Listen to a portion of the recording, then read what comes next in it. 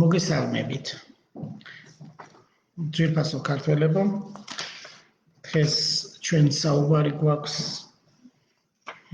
მნიშვნელოვან პიროვნებაზე, ბატონ რამაზ პატარიძის შესახებ, მის მოღვაწეობაზე, მის ორიგინალურ შრომაზე, იმ თვალსაზრისით, რომ ბატონ რამაზ პატარიძე არის გამორჩეული ქართველი მკვლევარი ქართული ასომთავრულის დამწერლობის შესახებ და დღეს 5 ნოემბერია. 5 ნოემბერი ის დღეა ჩვენთვის, რომ აღნიშნოთ და გავიაზროთ, რომ ბატონი რამაზ პატარიძე მივაბარეთ დღეს მიწას, ქართულ მიწას და ეს ძალიან სამწუხაროა, 93 წლის გახდებოდა ხვალ 6 ნოემბერს ბატონი რამაზ პატარიძე. ჩვენ საუბარი გვექნება უფრო ფართოდ მის შემოქმედებით ნაწილზეც, ასევე მის ოჯახთანაც დაკავშირებით, ანუ ეს ოჯახი ძალიან ცნობილი ოჯახია, ბატონ მიქელ პატარიძე, ცნობილი თარგმნელი, პოეტი, სპორტსმენი და ასე შემდეგ.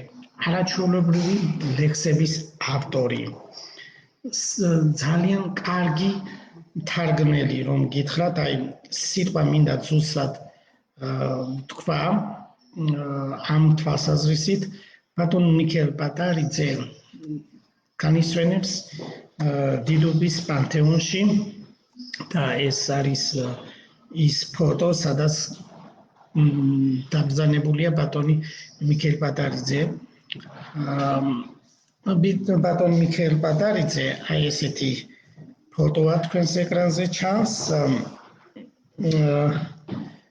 ძალიან ღრმა მოაზროვნე, ეს მინდა გითხრათ და ერთ-ერთი მნიშვნელოვანი ფიგურა ქართული მეცნიერებაში, როგორც თარგმნელობის თვალსაზრისით, ასევე პოეტის თვალთახედვით. მან ძალიან კარგად იცოდა ქართული ენის სიდიადე, ქართული ენის სიღრმე და მას ჰქონდა ეს თავის ოჯახში, თავის მეუღლესთან ერთად, ძალიან გააზრებულად, ძალიან გამოხატულად და ამას ასწავლიდა თავის ვაჟიშვილს, ბატონ რამაზ პატარიძეს. მე რატომ მინდოდა ეს მეთქვა, ანუ ბატონ რამაზ პატარიძე არ დაბადებულა ისეთ ოჯახში, სადაც არ ყოფილა ქართული სული, ქართული დამწერლობის სული, ანუ ის ოჯახი, სადაც ადამიანი ასეთ სტანდარტში გაიზრდება, ყოველთვის ძალიან წარმატებული მეცნიერი იზრდება. და აი მე მინდა ვთქვათ, წარმატებული იმ თვალსაზრისით, რომ ერთ-ერთი მნიშვნელოვანი ნაშრომი ქართულ სამეცნიერო ლიტერატურაში შეგვიძლია ეს დავასახელოთ ჩვენ ბატონი რამაზ პატარიძის ქართული ასომთავრული. და აქვე ვთქვათ, რომ რამაზ პატარიძის ეს წიგნი არ არის გამოცემული იმ შესაბამის გამომცემლობაში, რომელიც იმსახურებს ქართული მეცნიერების ახალი იდეების, ახალი აზრის გააზრებას. დაიბეჭდა ნაკადულში, თბილისი 1980 წელს. რატომ? ყოველ შემთხვევაში მოსაზრება იმისა, რომ ქართული ასომთავრული ეს ერთ-ერთი მნიშვნელოვანი დამწერლობის საფეხურია და ერთ-ერთი მნიშვნელოვანი მოხაზულობის გრაფიკულად ამას მე არ შეუდგებით დღეს თქვენთან ამ მხრივ დაგგალოთ, მაგრამ მე ვამბობ იმას, რომ ქართული კულტურის შეფასება ხარისხობრივ თვალსაზრისით რამაზ პატარიძეს ჰქონდა მწიგში. და ამ თვალსაზრისით ბევრი მეცნიერი, რამდენიმე მეცნიერი ყოველ შემთხვევაში გამოჩენილი არ იზიარებდა. მიზეზი რა არის ამისა? ცოტა გადავუხვებ. მაგალითად, მე ახლა გეტყვით ისეთ მოსაზრებას, რომელიც ზოგადადაა ცნობილი, მე ვიტყვი ნიუტონისა და ჰიუგენსის შესახებ. ნიუტონს ჰქონდა შეხედულება სინათლის როგორც ნაწილაკის სახით გავრცელებისა, სინათლის სხივისა, ხოლო ჰიუგენს ჰქონდა შეხედულება, რომ სინათლე არის ტალღობანი. თქვენ ფიქრობთ, რომ ორი მოსაზრება არის ერთმანეთის საწინააღმდეგო. თქვენ ფიქრობთ, რომ ორი პასუხი არ შეიძლება გქონდეს ერთ საკითხს, ერთ ამოცანის ამოხსნას. ვინც მათემატიკაში ასე თუ ისე ერკვება, იციან, რომ მათემატიკაში კვადრატულ განტოლებას, კუბური ხარისხის, მესამე ხარისხის განტოლებას, მეოთხე ხარისხის და ასე შემდეგ, რამდენიც ხარისხისა, იმდენი ამონახსნი აქვს. რამინდა დაუბრუნდე აქეთ. ეხლა ნიუტონისა და ჰიუგენსის შესახებ. ანუ აღმოჩნდა დროის შემდეგ ორივე მეცნიერი, რომელთაც ჰქონდათ განსხვავებული შეხედულება, ორივე მართალი. ესე იგი, სინათლეს ახასიათებს ორი ბუნებრივი გავრცელება, ანუ ბუნებრიობა, მისი შინაგანი. სისტემა ის ვრცელდება როგორც ნაწილაკობრივად, ასევე ტალღისებურად. ახლა დაუბრუნდეთ ჩვენ ბატონ რამაზ ბატარიძესთან შესახებ, ბატარიძის საკითხს. რამაზ ბატარიძის შეხედულება ქართული დამწერლობის ასომთავრულის შესახებ მას ჰქონდა ასეთი ცალსახა, ეს მნიშვნელოვანი სისტემა, წერითი სისტემა, რომელსაც აქვს ყოველ ასოს, მარტივად რომ ვთქვათ, მე არ გადაღლით, რიცხვითი მნიშვნელობები. რომელსაც ახლა ამ შემთხვევაში ერთ მაგალითს გამოვყვებ, რომელსაც არიზიარებდა გამოჩენილი ქართველი მეცნიერი, სახელი და გვარის დასახელება ახლა აღარ გვინდა, ამის გამო და სხვა საკითხები, რომელიც მან შეისწავლა, ანუ სხვა შეხედულება, რომელიც ჰქონდა იმ გამოჩენილ მეცნიერს და შემდეგში მის სკოლას, განსხვავებული შეხედულება ჰქონდა ბატონ რამაზ ბატარიძეს გამოთქმული ამ წიგნში. ამის გამო ეს წიგნი არ დაიბეჭდა შესაბამის გრიფით, შესაბამის სამეცნიერო გამოცემაში. ანუ ეს ერთგვარი ხელშემშლელი ფაქტორი გახდა რამაზ ბატარიძის როგორც მეცნიერის შეფასება, ღრმა შეფასება. ჩვენ არ გვაქვს იმის პრეტენზია, რომ ბატონ რამაზ ბატარიძეს მის სულს ზედმეტად შეფასება მივანიჭოთ. ჩვენ სურვილი გვაქვს, რომ დავხატოთ რამაზ ბატარიძე როგორც ერთ-ერთი მნიშვნელოვანი ქართველი მეცნიერი, რომელმაც პირველად თქვა ქართულ ასომთავრულთან განსაკუთრებული, განსხვავებული შეხედულება. და ამ შეხედულების გამო, ამ აზრის გამო, ეს ადამიანი 93 წელი ფაქტობრივად, ну ეხლა აღარ ვიტყვით 20-დან 25 წლის ჩათვლით, მაგრამ 60 წელი მაინც ავიღოთ, ამ აზრის გამო მე-20 და 21 საუკუნეში ეს კაცი გარიყული იყო ქართულ სამეცნიერო წრიდან და მას არანაირი სახელმწიფოსგან, მხოლოდ პენსიის სახით ეძლეოდა ფული. აღმოჩნდა პატრიარქის ფონდი, პატრიარქის დამსახურებით, რომ მას დაეხმარნენ და დიდი მხარდაჭერა განუცხადეს ფინანსური თვალსაზრისით. რატომ გჭირს ქართველებს სანამ ადამიანი გარდაიცვლება, იქამდე რატომ არ ვიბერტყავთ ამ ყურებს, ან თვალებს რატომ არ ვახერთ, ბატონებო? არ შეიძლება მოვექცეთ ასეთ მნიშვნელოვან ფიგურას, მე არ მაქვს არც მის მოწინააღმდეგეებზე საწინააღმდეგო აზრის თქმის საშუალება და უფლება, მაგრამ გეუბნებით, რომ დღეს უფრო უნდა ვიყოთ ღია საზოგადოება. ღიანი თვალსაზრისით, რომ უნდა შეგვეძლოს განსხვავებული აზრის მოსმენა და აღქმა. მოდი შევაფასოთ მისი ღვაწლი იმ თვალსაზრისით, რომ მას რაც ამ ქართულ ასომთავრულ დამწერლობის შესახებ აქვს დაწერილი წიგნში, ერთ-ერთი მნიშვნელოვანია იმ თვალსაზრისით, რომ მან პირველად მათემატიკური ნაწილი შეიტანა ქართული ასომთავრული დამწერლობის კვლევაში. ეს ერთ-ერთი საეტაპო ნაშრომად შეგვიძლია ვთქვათ. ბატონი რამაზი თავად ამბობდა, რომ ამ წიგნში რამდენიმე შეცდომა გავიდა. ანუ ეს ხდება მეცნიერებაში, შესწავლების გასწორება ყოველთვის ხდება მეცნიერებაში, ხდება ახალი შეხედულებებიდან გამომდინარე გადახარისება და გაასწორდა შემდეგ გამოცემაში. მაგრამ მნიშვნელოვანი რაც მან ბრძანა ქართული ასომთავრულ დამწერლობაში უკავშირდება დაუშვათ ქართულ ანს. ანის კავშირი ეს ნახევარმთვარისა, ეს ძალიან მნიშვნელოვანია. მისი რიცხვითი მნიშვნელობა.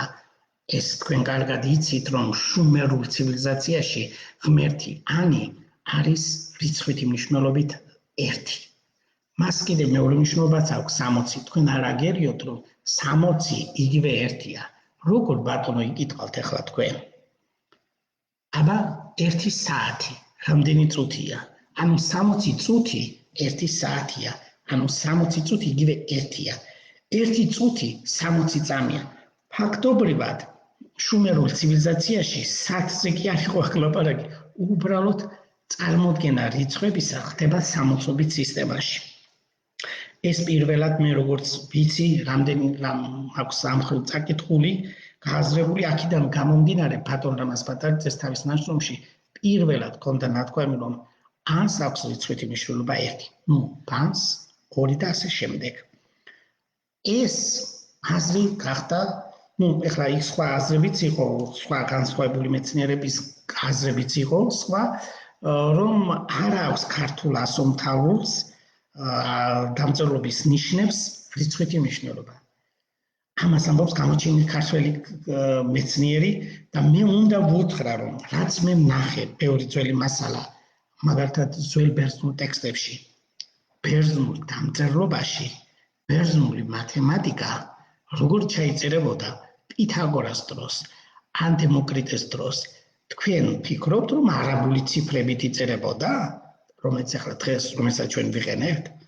სად იყო არაბები მაშინ, ძველი წითაღრიცხვის მე-3-4 საუკუნეში ან მე-5-ში? იწერებოდა ბერძნული ანბანის ასოებით.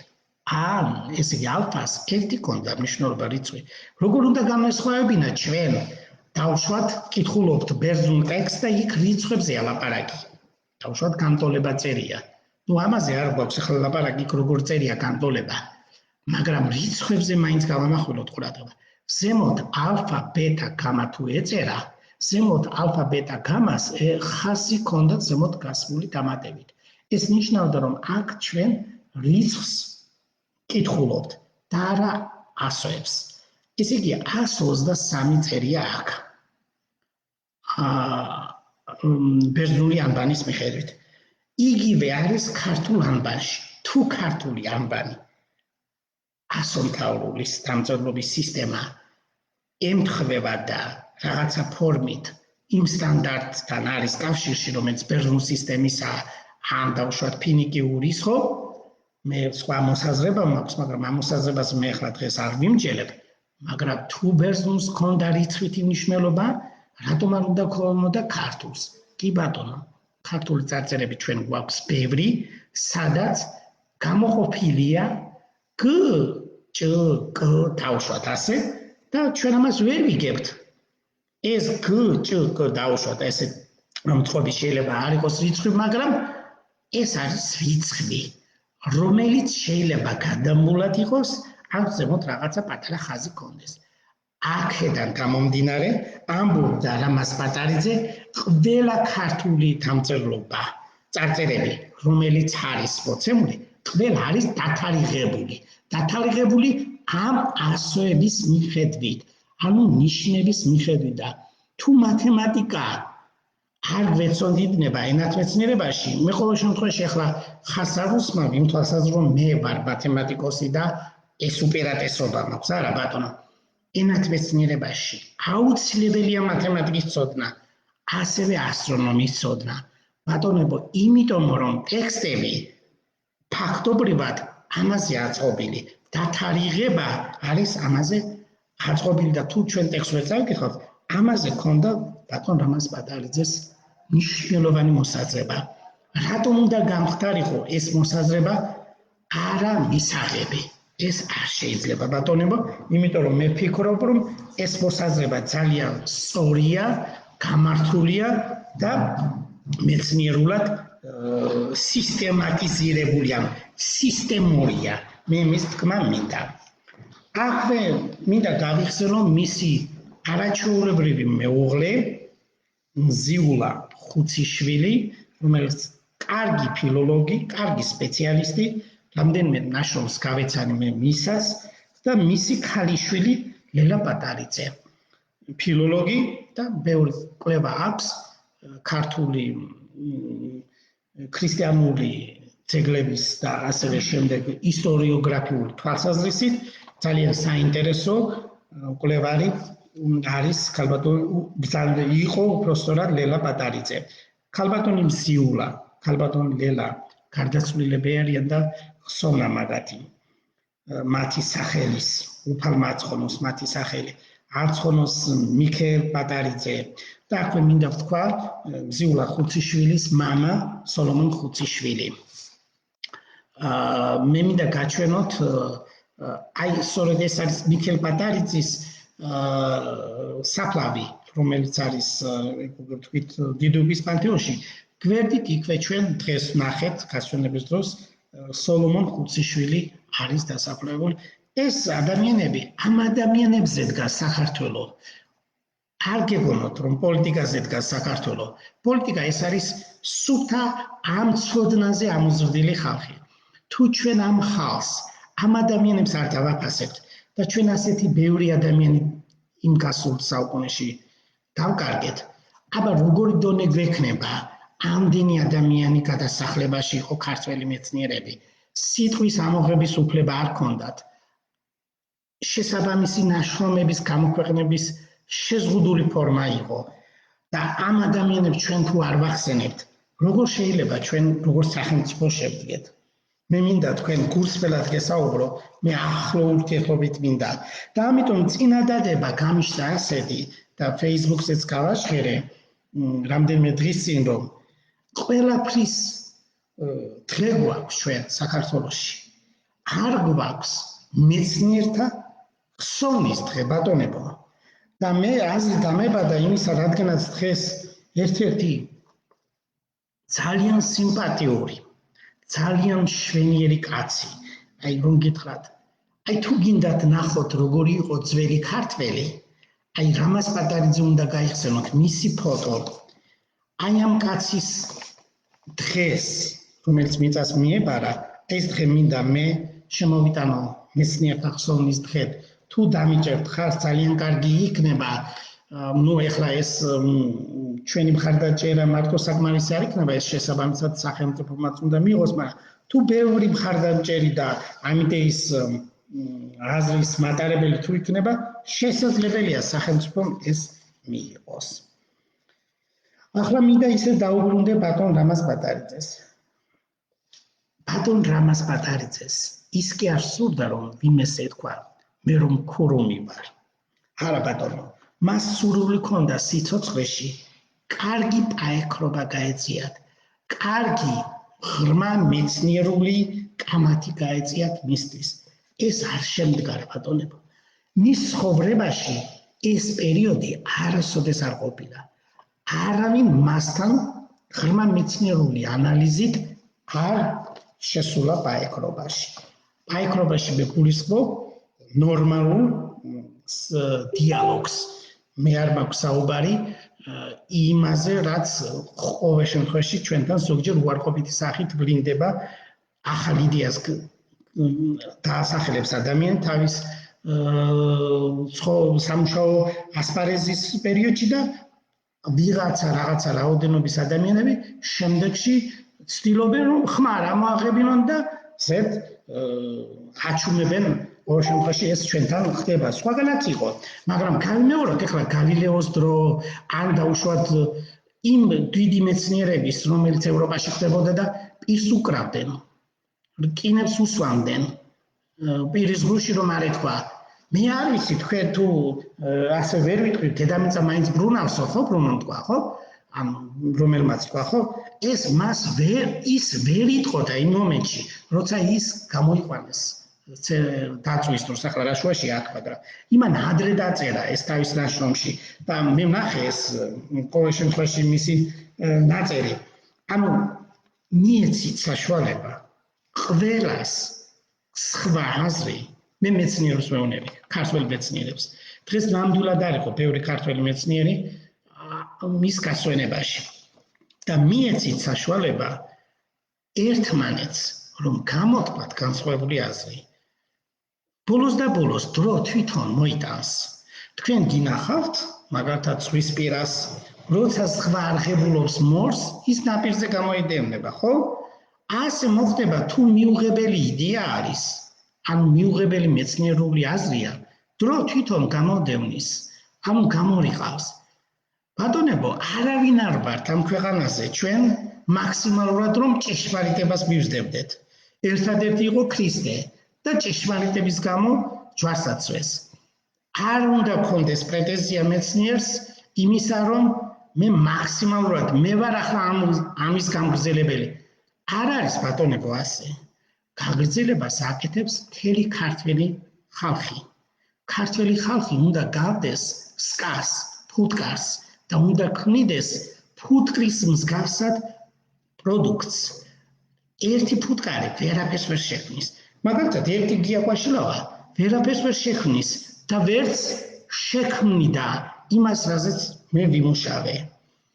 იმიტომ კი არა, რომ ნიჭი და გონება და შრომა და ანდრო არ გვაქვს და ამ შესაბამისად, არამედ ამას ხელს უნდა უწყობდეს ლიტერატურა, შენი კულტურა, შენი წინაპრები, წინაპრები მე ჩემზე არ მაქვს ლაპარაკი, არამედ მთელი ქართული კულტურაზე მაქვს ლაპარაკი.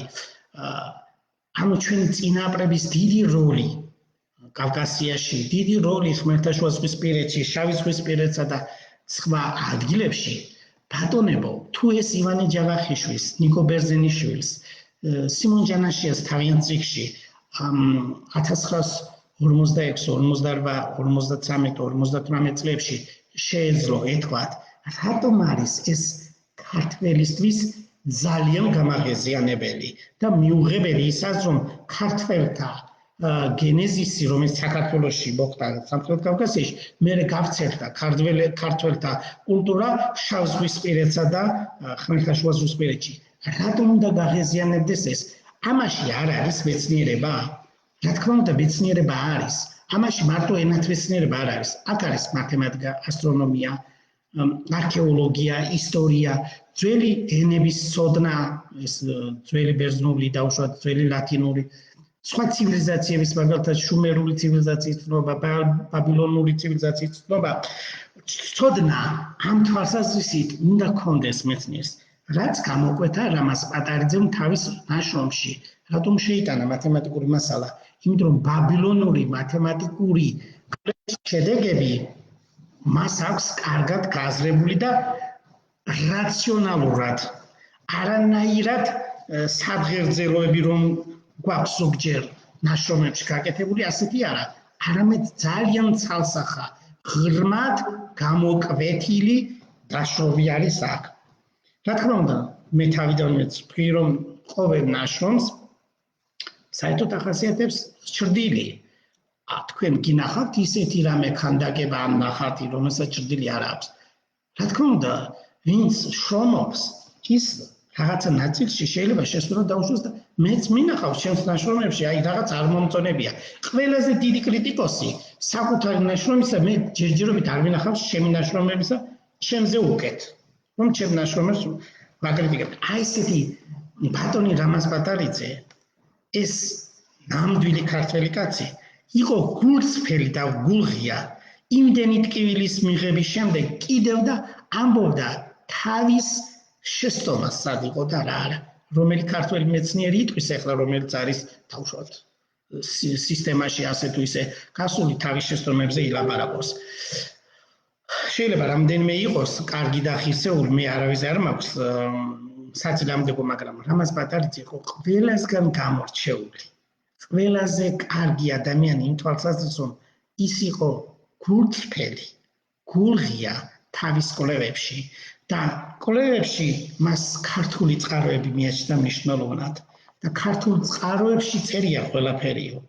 მაგალითად ქართლის ცხოვრებას იქ ასახელებდა, სხვათა შორის მამამისი მიქელ პატარიძე ყოველთვის ამბობდა, ეს ბატონი რამაზ ჩემთან საუბარში აღნიშნავდა ყოველთვის, რომ მამა ამბობდაო ეს ქართლის ცხოვრება კარგი წყაროა და რატომ ვერ იღებს ქართველი მეცნიერები თუ ამ შემთხვევაში მე არ ვიცი ქართლის ცხოვრებას რა წუნი აქვს და რა არა მაგას ვერ გელაპარაკებით იმიტომ რომ მე ეს საკითხი ხმად არ შემიძლია გავარჩიო მაგრამ ცოტა ვიყოთ იმ თვალსაზრისით რომ შევაფასოთ ეს ადამიანები არა სიკვდილის შემდეგ, რა თქმა უნდა, ძნელია არა მარტო ჩვენთან ხდება, არამედ უცხოეთშიც ხდება ეს პროცესი, იმიტომ რომ აი მაგალითად მე ახლა დღეს კიდე მინდა ერთი მაგალითი დაგსახელოთ, რაც მათემატიკურ საზოგადოებაში შემთხვევა მსგავსი ისტორია არც ერთ მეცნიერების მიმართულებაში არ მოხდა.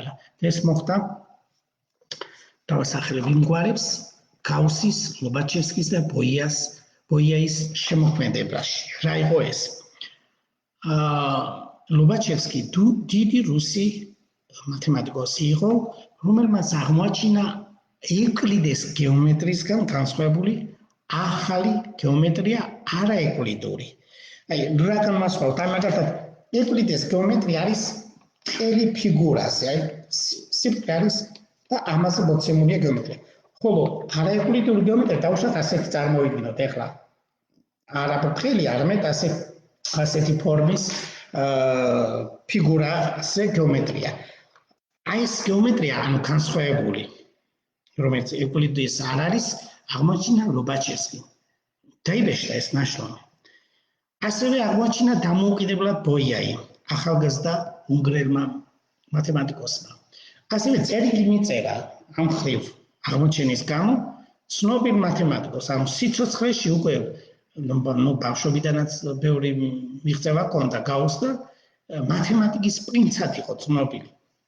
გაუსაც ჰქონდა ეს აღმოჩენილი, მაგრამ გაუსს ამხელა დიდი მეცნიერმა ვერ გაბედა მათემატიკურ საზოგადოებისთვის ეთქვა, რომ აღმოჩენილი ახალი გეომეტრია, ანუ დიდ მეცნიერს არ ჰქონდა გმირობაში მე იმას არ გულისხმობ ახლა რაღაცა გმირობის, არამედ გამბედაობა აღმოაჩნდა ლობაჩევსკის და აღმოაჩნდა ბოიაის, მაგრამ ამ გამბედაობით ორივემ სიცოცხლე მოისწრაფეს.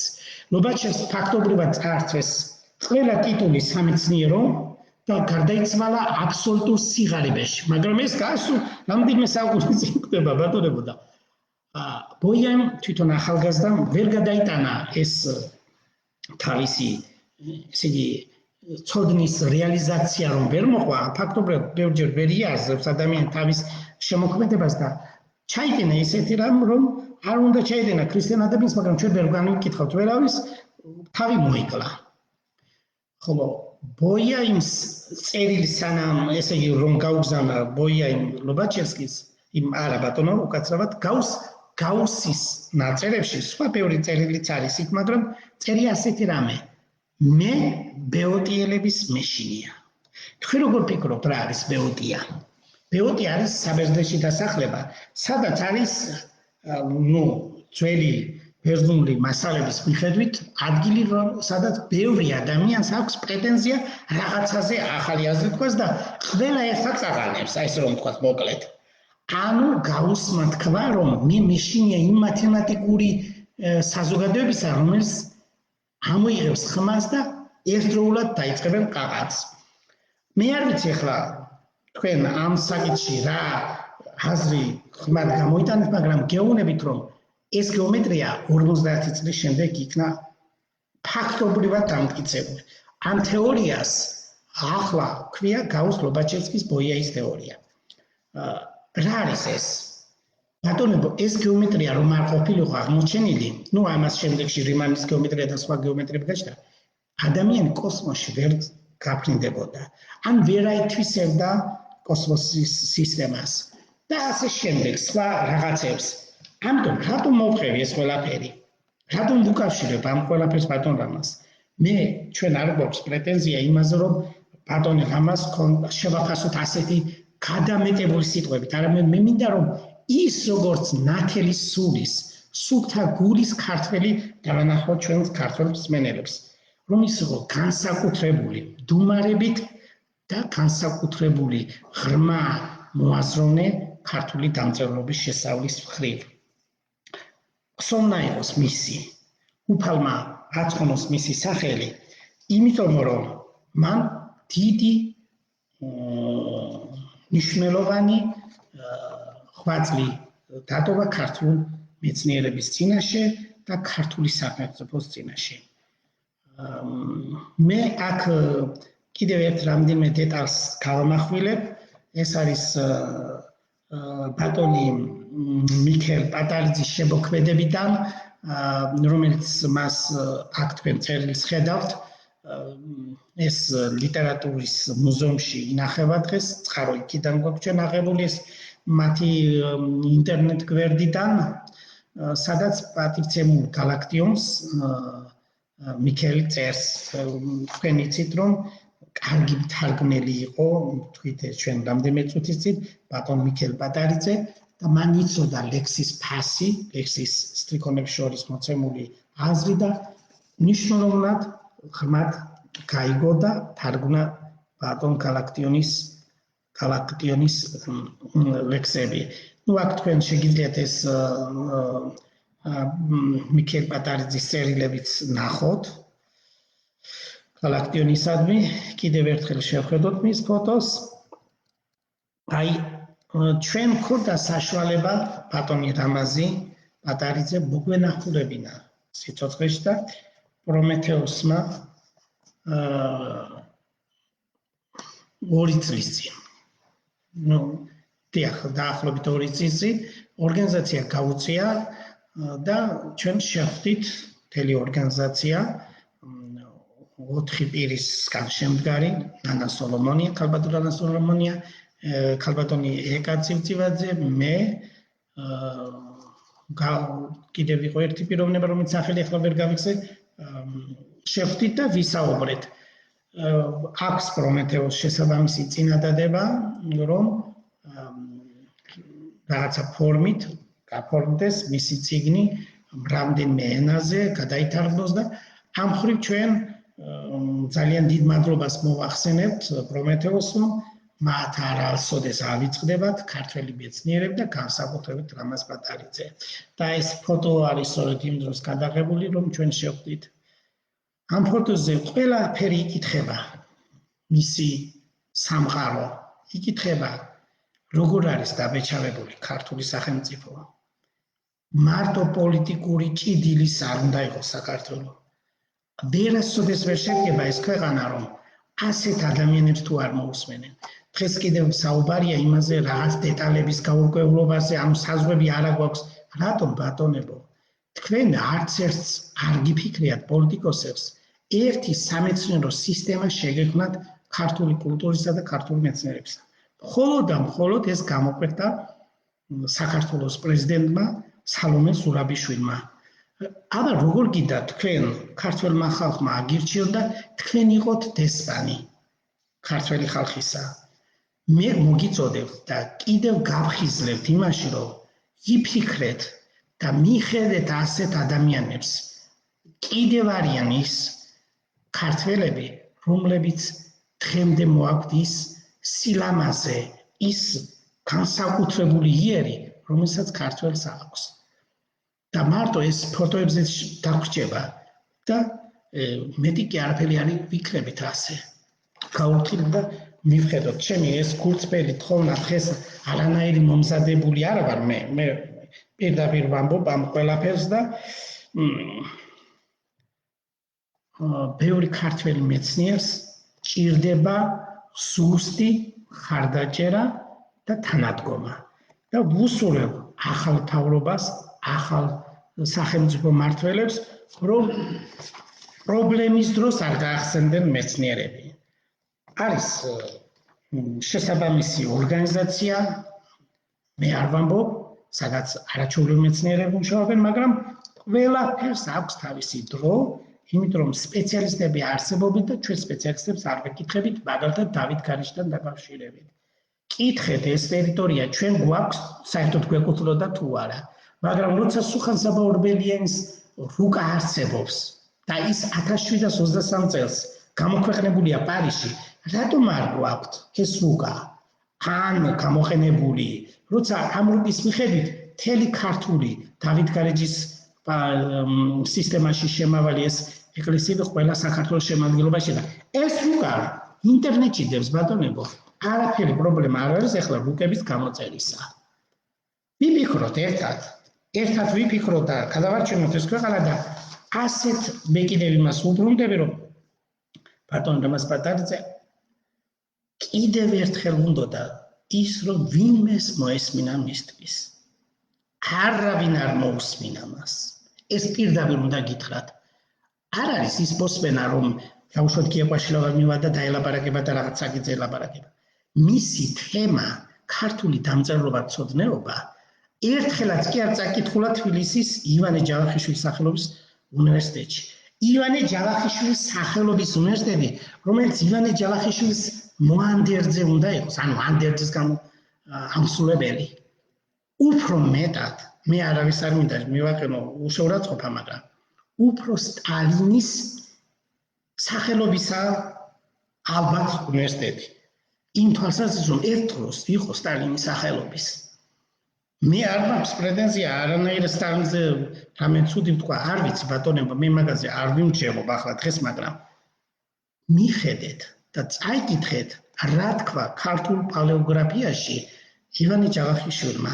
მე ვეუბნებით ივანე ჯავახიშვილის სახელობის თბილისის სახელმწიფო უნივერსიტეტის ადმინისტრაციას და ასევე რექტორს. წავიკითხოთ ეს ყველაფერი და რატომ ერთხელაც არ მომიპატიჟეთ ეს პიროვნება ივანე ჯავახიშვილის სახელობის თბილისის სახელმწიფო უნივერსიტეტში. მე მახსენდება მხოლოდ ამ ეტაპზე არაჩვეულებრივი შეხვედრა გაუკეთა სოხუმის სახელმწიფო უნივერსიტეტმა პროფესორმა გვანცელაძემ. შემდეგი მე ახლა ამ ეტაპზე კი სხვა უნივერსიტეტებშიც იყო დაუშვათ საქართველოს ტექნიკურ უნივერსიტეტში. ამაზე არ მაქვს ლაპარაკი. კურსი არ უნდა წაეკითხა ბატონ რამაზ პატარიძეს ქართული დამწერლობაცოდნეობაზე?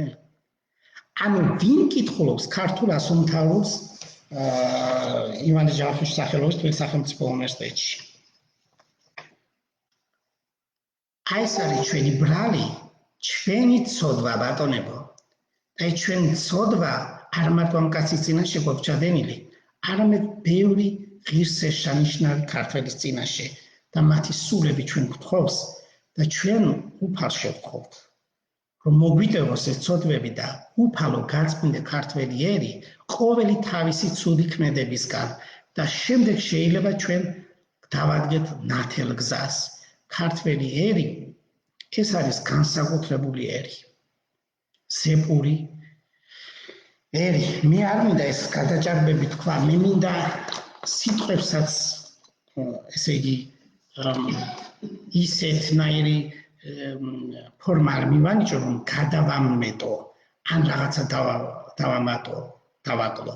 არამედ მე მინდა მათემატიკური სიზუსტით ზუსტად ის თქვა, რასაც მე გულწრფელად განვიცდიდი, რასაც მე ყოველ შემთხვევაში ბატონ რამაზ პატარიძესთან საუბრის დროს განვიცდია. დღეს ყველაზე მეტად მე დადგმული ვიყავი. რა იყო ამაში დავსვათ დადგმულობა? 93 წლის კაცი ღმერთმა ყველა ჩვენ გვაცოცხლოს 93 წლამდე ბევრი იტყვის 100 წელი, 102 წელი, 101 წელი მე მასე არ მაქვს, მაგრამ 90-60 წლის განმავლობაში 93 წელი მისი მთლიანი ცხოვრების და 60 წელი ერთ დღესაც კი მე თავში ვეთქვი, რომ ერთ დღეც არ ქონია მას შესაბამისი შეფასება. შესაბამისი, ზუსტი შეფასება. და მან თავის თავს, საკუთარ თავს აუგო ძეგლი. და ეს ძეგლი არის ქართული ასომთავრული დამწერლობის კვლევა. დიდი მადლობა ყურადღებისთვის, შემდეგ შეხვედრისთვის.